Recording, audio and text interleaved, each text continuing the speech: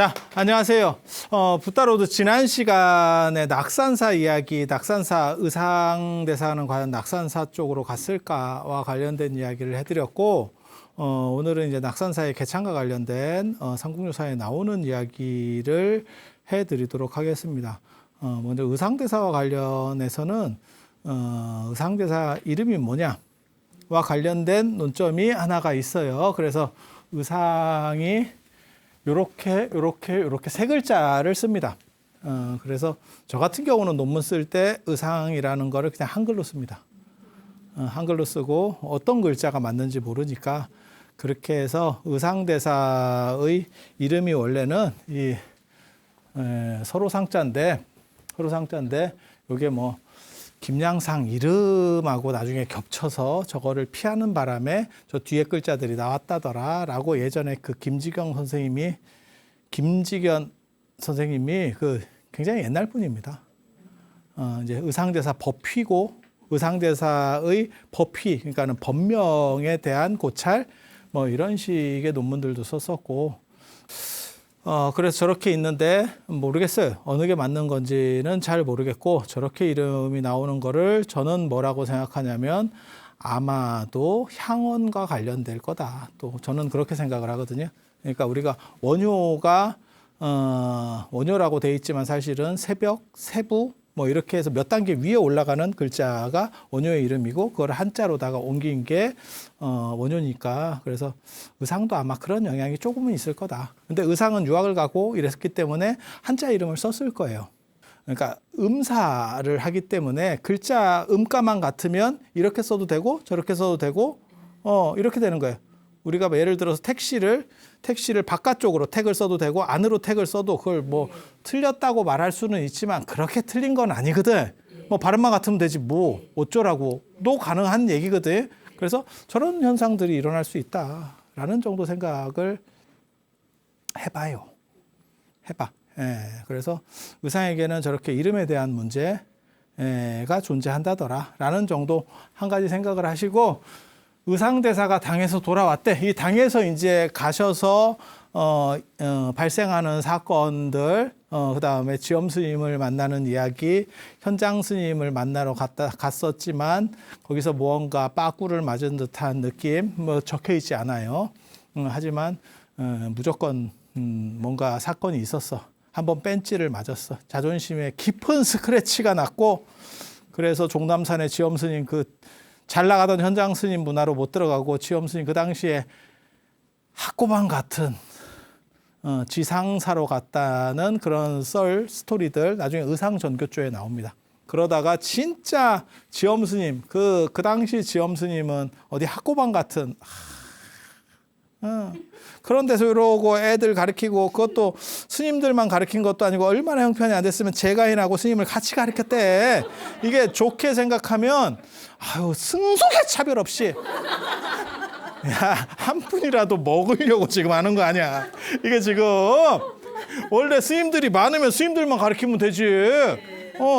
그렇게 하는데 그걸 같이 그런 데서 진짜 그 지상사 더 좋은 거요. 거기에 2명의 영웅이 나오잖아. 그게 의상대사하고 현수법장 스님이에요. 현수법장 스님은 게다가 그 당시에 제가인이었었어. 야, 그런 터가 다 있어. 그래서 의상대사 그 갔다 온 그런 스토리들 다 있어. 그러니까 이 행간을 잘 읽어야 되는데, 제가 전에도 그런 얘기 해드렸는데, 해초 스님은 나란다 옆을 지나가면서도 나란다 대학에 대한 일체 언급이 없어. 그래서 우리는 어떻게 생각하느냐? 해초는 나란다에 입방하려고 그랬다 떨어졌는 겁니다. 이렇게. 그래서 못 봤을 수 없거든. 내가 지금 잠실 쪽으로 가는데 제2롯데월드에 대한 기록은 없어. 지금 그걸 못 볼 수는 없어. 인간인 이상 못 볼 수 없어. 그런데 뭔가 사연이 아픔이 있었는갑다. 이어른에게는 아픔이 있었구나 라고 생각하는. 그래서 의상대사한테도 그런 기록은 안 나와. 그런데 아마 아픔이 있었는갑다. 그리고 의상대사 하면 또 불가사의한 게 전에도 말씀드렸지만 태백산에서 뭔가 큰 영감을 얻었는갑다. 그래서 자장률사도 그렇고 의상대사도 그렇고 돌아와서 태백산을 찾으려고 했었고 그게 자장률사가 태백산 정암사, 지금은 한백산 정암사가 되는 거고 의상대사는 태백산 부석사, 지금은 소백산 부석사가 되는 그 태백산 신앙이 을 어떻게 보면 개창하시는 분이 자장률사하고 의상대사다. 뭐 이런 정도. 그래서 중국에서 있었던 일은 나중에 의상전교조에서 이제 보시면 되고 지금 얘기하는 거는 낙산사 개창과 관련된, 왜냐하면 지금 우리가 보고 있는 게 탑상편이기 때문에 탑상편, 탑하고 불상에 대한 이야기이기 때문에 그래요. 당나라에서 돌아왔는데 그게 670년이거든요. 그리고 676년에 부석사로 들어가세요. 그러니까 이 사이에 아마 양양으로 갔을 거다. 저 같은 경우는 이렇게 추정하고, 딴 사람들은 670년에 오자마자 양양으로 갔대. 그건 아닐 겁니다. 보통 유학 갔다 오면 경주에서 이렇게 낚시를 들이우고 있죠. 나를 써줄 사람이 없나? 이렇게 범일국사도 몇 년 그러고 있었어요.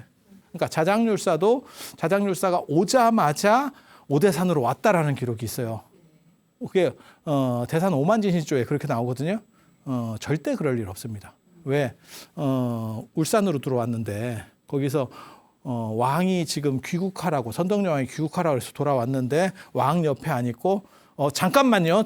잠깐 오대산 갔다 올게요. 이러면서 간다는 거는 있을 수 없는 일이에요. 현실적으로. 그리고 저게 다 진골 정도쯤 되면 들어가면 환영회 하고 뭐 이렇게 해서 옛날 사람들 좀 만나야 돼요.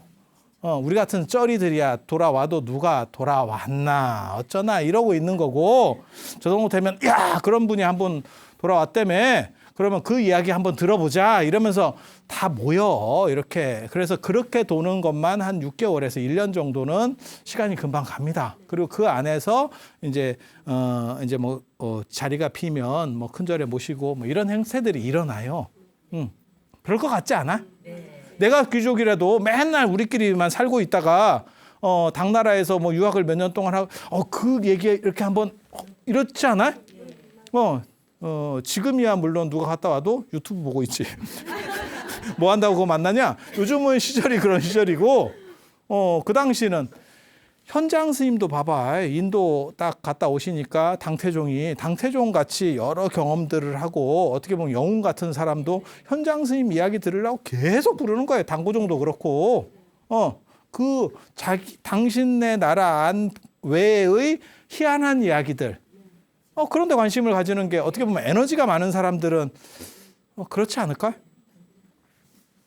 그래서 의상대사가 돌아와서 관음진신을 친견하려고 했었대요. 이 양양까지 올라오셔서 올라온 이유는 지난 시간에 얘기한 것처럼 동북 쪽의 성지, 동쪽에 동아시아에서 동쪽의 최고 성지를 건설한다라고 하는 개념은 계속 상속되는 개념입니다. 그게 자장률사에서 오대산 창건, 그 다음에 이 의상대사에서 낙산사 창건, 동단 거점이라는 거예요. 그러니까 뭐 생각하시면 되냐면 정동진 같은 거예요. 불교 성지 중에서 가장 동쪽에 있는 성지. 네, 그게 자장의 오대산, 그 다음에 의상의 낙산사, 나중에 범일국사의 정취보살 추가, 그리고 원간석기의 금강산. 이렇게 계속 동쪽에. 그러니까 서쪽에는 없어. 우리나라 서쪽에는 그게 안 보여요. 그래서 그런 성지를 개척하고, 그래서 가장 신성한, 왜 포르투갈인가 가면 그 남쪽에 그 있잖아요. 예, 남단 이렇게 해서 뭐 십자가 같은 거 있고 뭐 이런 거 있잖아. 그런 거 비슷한 거라고 생각하시면 돼. 예, 그래서 동단거점으로서의 신앙지를 만드는 거고, 그렇게 해서 이제 관음신앙을 해온 거는 지난 시간에 말씀드린 것처럼 영파, 보타라카산 쪽에 관음신앙들이 있고 당신이 배로 다녔기 때문에 그렇다. 그래서 보타라카산 이 이야기가 어디서 나오냐면,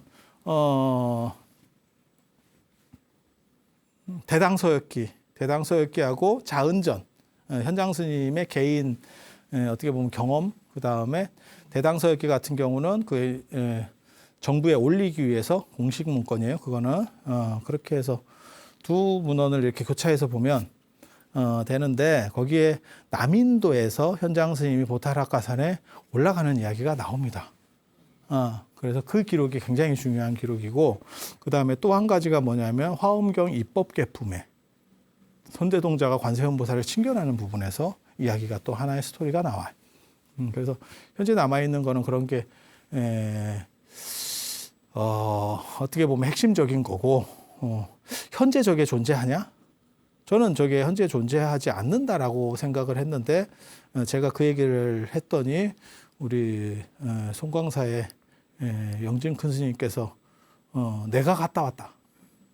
내가 갔다 왔다. 이렇게 해서 말씀을 해주셨어요, 저한테. 이렇게. 그래서 그게 이제 남인도의 깨랄라주에 있는데 그 산이 2076m, 2076m짜리 산이 있고, 그게 바닷가와 완전히 붙어 있는 산은 아니에요. 제가 그 어른이 말씀하신 걸 가지고 나중에 구글 지도로 해서 이제 들어가 봤거든요. 구글 어스로. 가지는 못하고 이렇게 봐야 될 거 아니야. 이게 어떤 지형인지, 뭘 얘기하는지. 그렇게 해서 봤는데 진짜인지 가짜인지 정확히 잘 모르겠고요. 그걸로 구글 지도로 진위 여부를 판단한다는 건 어렵고, 그런데 저 설이 있는 것 같아요. 그래서 어른께서 직접 다녀오셔서 이러이러한 게 있다, 그렇게 말씀을 해주셔서 제가 굉장히 감사하게 생각을 했거든요. 어른이 열정이 있으셔서 저런 거를 말씀을 해주시더라고요. 그래서 굉장히 감사하게 생각을 했었습니다. 그리고 저기에 아가스티아라는 사람이 신으로 추앙받고 있대. 그 이제 타미러 만든 사람이래. 그렇게 해서 그 동네에서 가장 많이 쓰는 언어, 타미러가 인도에 제일 많이 쓰는 언어 중에 하나예요. 인도에 여러 가지 언어를 쓰는데, 그래서 그 타미러를 만든 사람이고, 그 사람이 약간 신격화돼서 추앙되고 있다더라. 현재 얘기입니다. 현재. 저도 나중에 기회 되면 한번 가보려고 생각 중에 있습니다. 근데 관세음보살과 관련된 유적은 전혀 없는 걸로 보입니다. 지금 현재는. 그리고 현장 스님 때 이야기에도 보면 자제천 이야기가 나오고, 뭐 죄를 바른 이야기가 나오는 걸로 봐서 비슈누파나 쉬바파하고 많이 섞여 있는 그런 요소들로 관세음보살이 나타나요. 실제로 관세음보살이 32가지 응신, 33가지 응신 얘기 나오는 것도 사실은 그게 비슈누의 화신 이야기들하고 사실 영향관계가 있어요. 그게 아바타라고 하는 거고, 그래서 밀접한 연결관계들이 사실은 존재해요. 보타락가산. 그래서 이 보타락가산이라고 하는 데는 두 가지 지형 구조를 가진다. 전에 잠깐 얘기해 드렸어요. 그러니까 낙산사처럼 앞쪽에 바다, 뒤쪽에 산. 이렇게 배산임수 아니고요. 그 임수는 개천. 하천이야, 하천. 민물. 바닷물이 있는 데에는 명당이 없어요. 그리고 파도 소리 들리는데 명당 없다, 이렇게 나오는 거예요. 그러니까 동아시아 문화하고 이러한 보타락가산의 관음신앙하고는 다른 거예요. 그리고 저 성모도처럼 섬산이 보타락가산이다라고 보는 관점, 이 두 가지 관점이 있어요. 이 두 가지 관점이 경전상으로 봤을 때 이 두 가지 관점이 다 나와.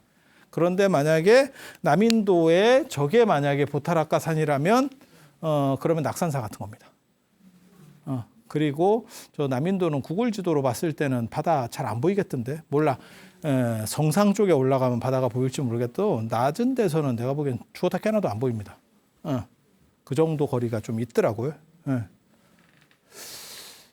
그래서 그런 정도 생각을 하시면 되고, 그리고 중국에서는 그게 절강성, 영파 쪽에 주상군도라고 섬들이 이렇게 여러 개가 있어요. 거기에 보타산과 낙가산 두 개의 섬으로, 얘네는 보타락가산을 하나로 하는 게 아니고 보타산, 낙가산 이렇게. 그래서 보타산 쪽이 더 크고 낙가산은 좀 작은 산이에요. 작은 섬산. 그렇게 해서 진짜 1년에 수백만이 참배로 오죠. 감히 보타산에서 자기가 힘들죠. 호텔비 겁나 비싸죠. 호텔이 겁나 비싸요. 그래서 보통 보타라카사는 새벽같이 일어나서 들어갔다가 그날 당일날 나와야 됩니다. 어떻게 해서든 당일날 나와야 됩니다. 자면 여행비가 쫙 오릅니다. 뭐 그렇게 그리고 거기에 가서 구조를 보면 제가 저 인도는 못 가봤는데 그냥 구글 지도로 봤을 때는 저기에는 우리 낙산사 홍련암 같은 그런 구조는 존재하지 않을 것 같아요. 그냥 생각해봐도 그건 진짜 산이거든. 그래서 쉽지 않을 것 같고 영파에 저 보타라카 중국 보타라카산 진짜 지형이 흡사하다니까. 단지 우리 게 훨씬 작아요. 그쪽이 훨씬 큽니다. 그래서 보고 있으면 참 그럴듯해. 그럴듯해. 그렇게 해서 보타산 범음동하고 제가 보기로는 우리나라 저 홍련암 밑에 그 이렇게 유리로 예전에는 그 마개로 해놨었고 요즘은 유리로 이렇게 보잖아요. 거기랑 비슷해. 굉장히 비슷해. 그래서 의상대사가 거기서 7일 동안 재개를 했더니 이게 계속 7일이 또 나와요. 7일 동안 재개를 하고 방석을 띄웠더니 천룡팔부가 나타나서 그걸 이렇게 호위하고 의상대사를 그 안으로 홍련암 그 밑에 쪽 안으로 별로 그렇게 들어갈 데가 없을 것 같은. 제가 불경에서 그런 생각을 하는 거예요. 천룡팔부가 뭐냐면 신들, 용, 아수라, 가루라, 긴나라, 마우라가, 야차, 건달바 이렇게 천룡팔부거든요. 그렇게 해서 이렇게 호위를 그 이제 천룡팔부를 불교에 어떻게 보면 호법신이라고 생각하시면 돼요. 원래 인도의 원래는 다른 신들이었는데 불교 쪽으로 전향해서 이렇게 부처님을 가르침을 보호하겠습니다라고 한 거예요. 그래서 천룡팔부. 그래서 천룡팔부 호위 안으로 굴로 들어갔대. 그 굴이 홍련암 밑에 거기로 들어갔대. 그렇게 해서 거기서 공중에 예배를 하니까 수정염주를 관세음보살이 예따 받아라 이러면서 하나를 줬다는 거예요. 그게 고려부라 수월관음도에 수정염주가 언제나 그려져 있는 이유 중에 하나입니다. 수정염주. 그리고 저렇게 하늘에서 뭐 내려오고 이런 경우들이 여럿 있어요. 사리도 공중사리라는 거 있어요. 기도하고 이러면 하늘에서 사리가 내려와. 그 얘기 제일 많은 게 이제 법화경 읽다가 하늘에서 사리가 이렇게 떨어지는 거야. 그런 얘기 들어봤어요? 들어봤어요? 그거 생각보다 많아요. 생각보다 많아. 그래서 정신적 에너지가 어떻게 보면 뭉쳐서 되는 건가 뭐 이런 생각이 들게 하는. 그리고 이러한 얘기로 제일 유명한 게 중국 오나라 때 강승회 사건. 강승회가 불교 믿으라고 하니까 웃기고 있네. 이렇게 해서 얘기하니까 뭐 사리 가지고 이제 막 얘기를 하는 거예요. 그러니까 송권이 그렇게 했죠. 그러면 네가 사리를 한번 생기게 해봐. 그래갖고 가둬버렸죠. 그래서 강승혜가 열심히 기도를 하니까 갑자기 그 병 안에 땡그랑 소리가 나더니 보니까 사리가. 그런데 오나라 때 얘기는 너무 오래전이잖아. 그죠? 야, 그걸 진짜 제가 제일 싫어하는 것 중에 하나가 우리 스님들 법문할 때 뭐 영험담 얘기를 하는데 뭐 당나라 때 누가 나 그런 거 좀 안 했으면 좋겠는데 당나라 때 누가 뭐 죄를 짓고 이렇게 목에 칼을 차고 들어갔는데 춘향이 칼 같은 걸 차고 들어갔는데 뭐 관세음보살 기도를 열심히 그 관음병 영험담 같은 데 나오거든요. 기도를 열심히 해가지고 관세음보살 하니까 이 칼이 풀어지고 벽이 감옥 벽이 무너졌다. 그걸 영험하다. 사법정의는 어디 갔습니까? 관세음보살 사법정의는. 그리고 나 그런 얘기 좀 당나라 얘기 좀 그만했으면 좋겠어. 아니 최근 영험담을 얘기를 해주든가. 지금 1000년도 더 전 얘기를 해서 어떻게 하겠냐고. 그래서 저도 뒤에 거 세종시대 때 그 유명한 얘기예요. 세종시대 때 세종이 이제 불교로 전향되는데 당신 어머니 돌아가시는 것도 있지만 결국은 소원왕후 심씨, 시몬의 딸이었었던 그 소원왕후 심씨, 난 도대체 어떤 여성인지를 모르겠어. 진짜 알고 싶은 여성이에요. 내조의 여왕. 내조의 여왕. 이방원에 의해서 외척이 바로 한다 그래서 그 친정이 다 도륙이 났고, 그 슬픔이 있는데 거기서도 아들들도 잘 낳고, 그게 뭐 효령대군,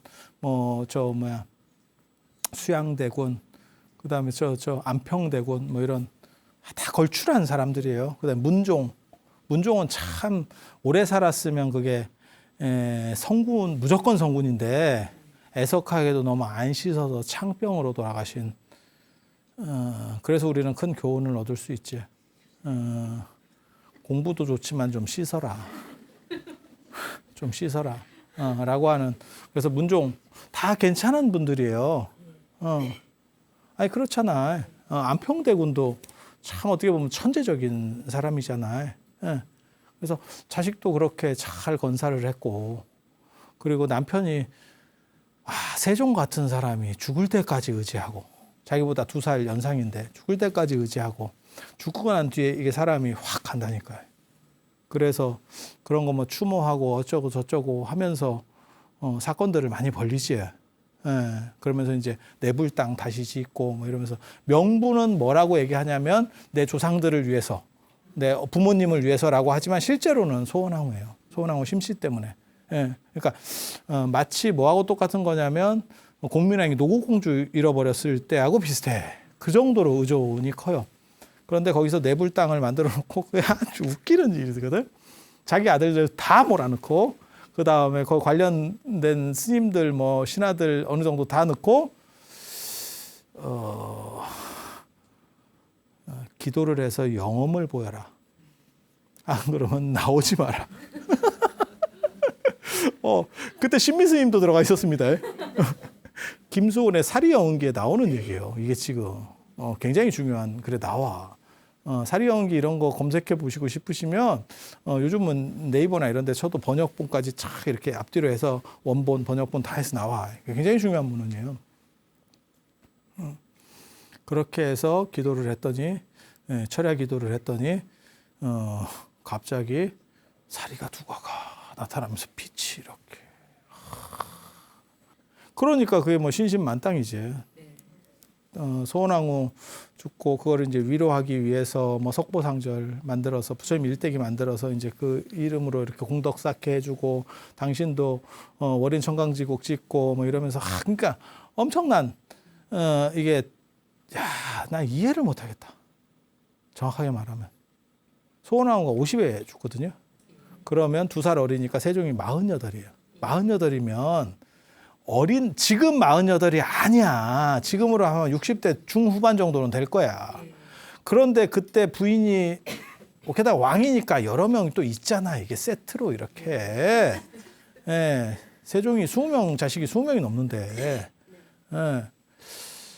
그런데 도대체 어떻게 하길래. 왜 그런 얘기 있잖아. 얼굴은 몇 년 못 가도 뭐 음식 솜씨는 오래 간다. 근데 이거 음식도 다 해주는 음식이잖아. 장금이가 해주잖아. 이거는 이미 끝났잖아. 그죠? 그럼 도대체 매력이 뭔가? 도대체 어떻게 했길래 세종 같은 성군을 그렇게 다 거기에 맞춰줬다는 얘기잖아. 그 어떻게 보면 참 편한 사람? 어떻게 보면 편한 사람? 근데 그런 기록을 보면서 제가 무슨 생각하냐면, 저 타지마할도 그렇거든요. 뭄타지마할도 인물이 좋지 않다는 거예요. 물론 뭐 기본은 됐겠지. 샤자한에게 선택된 기본은 됐는데, 그러니까 아이돌 정도 얼굴은 되는데 배우 얼굴은 아닌 거야. 우리보단 낫고. 우리보단 낫고. 그 아이돌이 되게 재밌거든요. 아이돌끼리만 있으면 되게 이쁜 것 같은데 배우하고 딱 쓰면, 야, 이래서 배우 하는구나. 물론 뭐 배우도 여러 그런 게 있으니까. 그런데 그게 진짜 있어요. 그래서 배우들이 약간 노래하는 사람들을 조금 낮춰본다. 그 다음에 개그맨은 좀 더 낮춰본다. 뭐 이런 썰이 있어. 썰이. 예. 썰이. 저도 몰라. 제가 그런 사람들을 뭐 만나보나. 근데 그런 진짜 뭔가가 좀 있거든. 근데 뭄타즈 마할도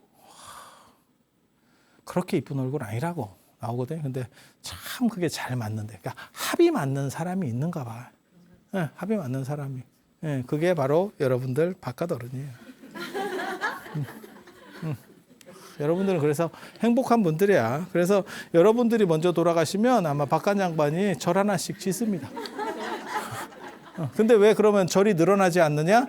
우리나라는 여자가 더 오래 살기 때문에. 지금 여자가 더 오래 살기 때문에 절이 안 늘어나. 세종이 내불당 만들었다니까. 그때 반대하고 난리 났다니까. 그 실록이나 이런 데 보면. 그래서 거기서 또 보면 사리가 이렇게 그러니까 이게 뚝 떨어지는 뭐가 있다니까. 그거 참 놀랍지. 근데 그런 간절함이 있으면 뭔가 부처님이 필히 응보가 있는 거예요. 그래서 참 지금은 어떻게 보면 그때보다 신심이 좀 없어진 그런 부분들은 있죠. 그 간절함이나 신심이라든가 이런 게 좀 없어진 부분은 있죠. 그래서 이 공중에서 이렇게 수정염주를 내려준다 이런 것들이 이해하기는 쉽지 않은데 이런 기록들이 반복돼서 나와요. 그러니까 낙산사에도 나오면 공중사리탑 뭐 이런 거 있잖아요. 그런 것도 뭐 비슷한 이야기일 거야. 그리고 동해용왕이 여의주.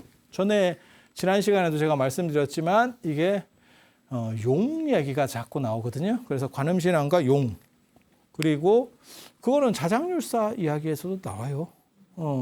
태화지 용이 뭐 모갑침 이런 것들을 헌사했다더라. 자장률사 기록에 나오고 그 다음에 정선 정암사 이야기 나올 때 보면 그 수만호탑 서해용왕이지 그때는 또 자장은 서해용왕 이렇게 이쪽은 또 동해용왕 누가 더 끝발이 셀 것 같아요? 동해용왕이 더 셀 것 같은데 서해용왕은 다 죽었어요. 그게 중국에서 폐수를 많이 내보내가지고 용 살기 어려워. 용 살기 어려워. 그래서 뭐 그게 수만호탑이라더라.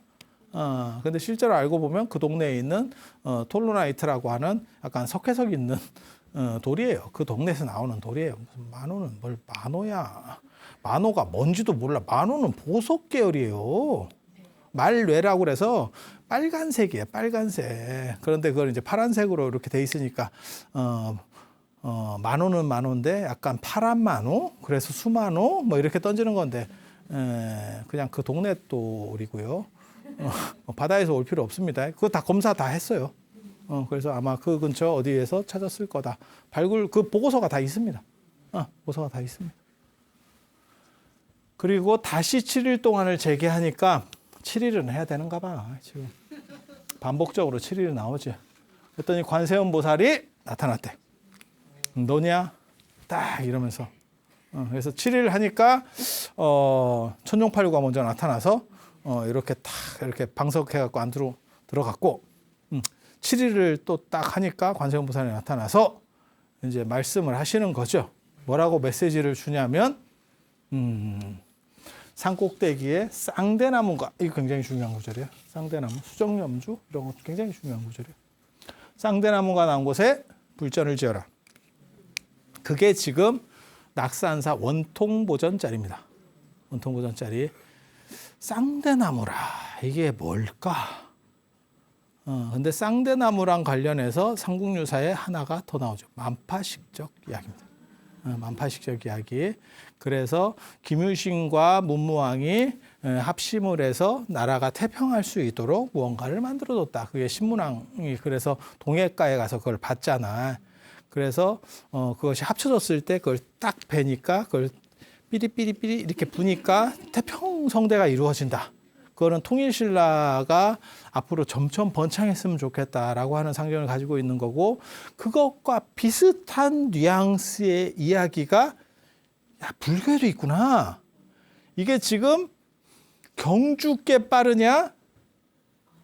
지금 양양께 빠르냐? 비슷한 이야기를 지금 하고 있는데 그런데 되게 재밌게도 경주 거는 두 대나무가 합쳐졌을 때 이걸 자르거든요. 그래서 피리가 하나가 나오는 거예요. 마술 피리가 하나가 나오는 건데 여기는 대나무 두 그루 있는 데다가 불전을 지었고 지으니까 뭐 대나무가 없어 난 뭔 소리인지 잘 모르겠는데 왜냐하면 보통 이게 대나무가 솟아 있는 그 자리를 밀고 짓는 거거든. 그 옆에 지었다는 얘기인가? 뭐 대나무가 없었대. 기록에는 그렇게 나와. 예. 그래서 옆에다 했나? 뭐 이런 생각도 드는데 여기는 대나무 두 그루가 계속 유지가 돼요. 그래서 고려 수월 관음도 우리 PD님께서 편집하실 때 넣어드릴 겁니다. 그러면 대나무가 수월 관음 뒤로 두 개가 이렇게 딱 있습니다. 세 개가 있으면 중국 겁니다. 3죽입니다. 중국 수월 관음도는 3죽입니다. 우리 건 2죽입니다. 그리고 중국 거는 자죽이에요. 자주색 대나무예요. 우리 건 청죽이에요. 청죽. 뭔 뜻인지 아시겠죠? 그래서 그런 차이들이 있어. 그런 차이들이 있어. 그래서 이렇게 이제 사건은 일단락됐다. 그리고 수정염주도 고려 수월관음도에 그대로 나옵니다. 그건 정병 쪽에 나옵니다. 정병 쪽에. 자, 봐봐. 이제 여기서 수정염주, 그 다음에 여의주, 쌍대. 지금 이게 다 나왔거든요. 여기 쌍대, 그 다음에 여기 여의주, 수정염주, 파랑새만 나오면 돼. 파랑새만 나오면 돼. 파랑새만. 그 파랑새는 원효와 관련된다. 원효가 이 이야기를 듣고 나도 이러면서 왔대요. 그래서 양양 쪽으로 왔는데 어떤 별을 누가 추수를 하고 있었대. 그래서 그 별을 좀 얻을 수 있겠어요? 그 뭔 소리인지 나 정확하게 모르겠어요. 사실은. 뭔 의미인지를 모르겠어요. 별을 얻겠어요? 그랬더니 지금 뭐 이렇게 흉년이 들어서 별게 없어요. 나 축쟁이밖에 없어요. 그 얘기는 그냥 생각으로는 아마 친견하지 못할 거에 대한 너는 안 돼 라는 상징인 것 같아. 예, 그 다음에 그래? 그러면서 길을 가고 있었는데 다리 밑에서 월수건, 생리수건이에요. 생리대. 누가 생리대를 빨고 있었대. 왜 하필 다리 밑인가도 생각을 해야 되는데 저게 개울이나 뭐 이렇게 하면 될 건데 굳이 다리 밑에라고 하는 거는 뭔가 은밀한 공간, 뭐 조금 뭔가 상징이 좀 있는 것 같아. 예, 거기에서 그걸 빠는 걸 보고 물 한 잔만 주시오. 그랬더니 그 빨던 물을 떠서 그대로 줬다라고 나오거든. 그러니까는 원효가 이러면서 그걸 제끼고 다시 그걸 헹궈서 마셨거든. 예, 원효는 원래 뭐 좀 비위가 약한 해골물 사건 때도 비위가 약한 일관성이 보이거든. 물론 그건 해골물은 아니고 원래는 토간불이라고 해서 무덤 사건이에요. 근데 나중에는 뭐 해골물 사건으로 되는데 그래서 그걸 이렇게 해서 버리니까 몰라 월경을 빨면 도대체 뭐가 될까? 좀 피같이 될까? 뭐 모르겠네. 그렇게 해서 그걸 버리니까 소나무는 뭐 강릉이라든지 양양 쪽으로 가면 소나무가 많이 있어요. 소나무가 많이 있어. 그래서 강릉을 소량강릉 뭐 이런 식으로 하거든요. 그래서 그쪽에 어떻게 보면 대표 수종 중에 소나무가 있어. 그리고 저쪽 태백산맥 쪽으로 들어가면 이제 금강송 뭐 이래가지고 좀 괜찮은 소나무, 꾸불꾸불 소나무 말고 반듯한 소나무들이 있어.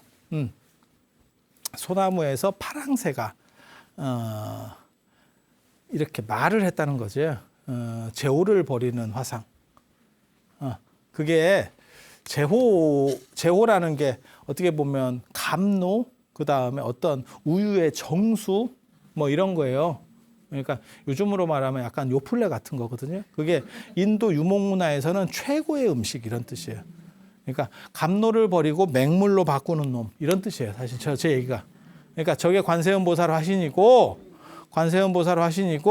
네가 그 관세음보살을 만났는데 네가 부정하다라고 하는 생각 때문에 너는 관세음보살을 만날 수 없어 라고 하고 파랑새가 그걸 조잘조잘 거리고 있대. 나 같으면 짱돌 던져. 나 같으면 짱돌 던집니다. 저는 파랑새를 봤어. 저는 낙산사에서는 못 봤고요. 중국 저 범음동에서 제가 파랑새를 목격한 게 있어요. 근데 사실 인도의 파랑새는 앵무새과예요.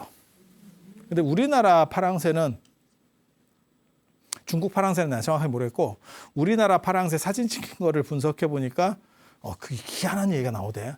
직박구리. 직박구리는 내가 폴더 이름에서 들어봤는데 내가 새는 모르겠고 내가 이거 폴더 만들다 보면 직박구리 그 새 폴더에서 새 이름이 나오는 거잖아. 새 폴더 그러니까 새 이름 장난삼아 그렇게 새 이름을 해놓은 거기 내가 직박구리 봤는데 직박구리래. 뭐 몰라. 나도 잘 모르겠어.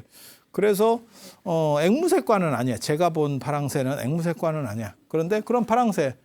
그래서 이 파랑새가 요 파랑새로.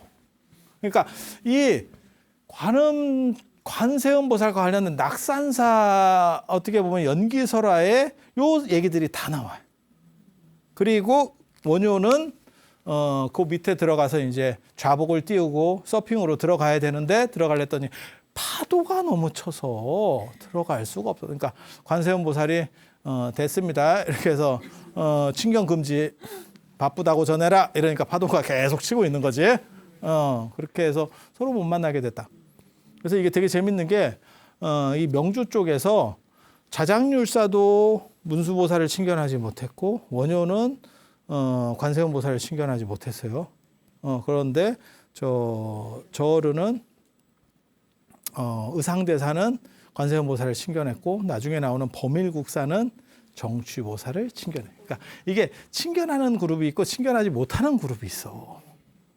그래서 뭔가 스토리들이 얽혀 있는 이야기들이 있어. 그 진기한 이야기 나도 몰라 정확하게. 네.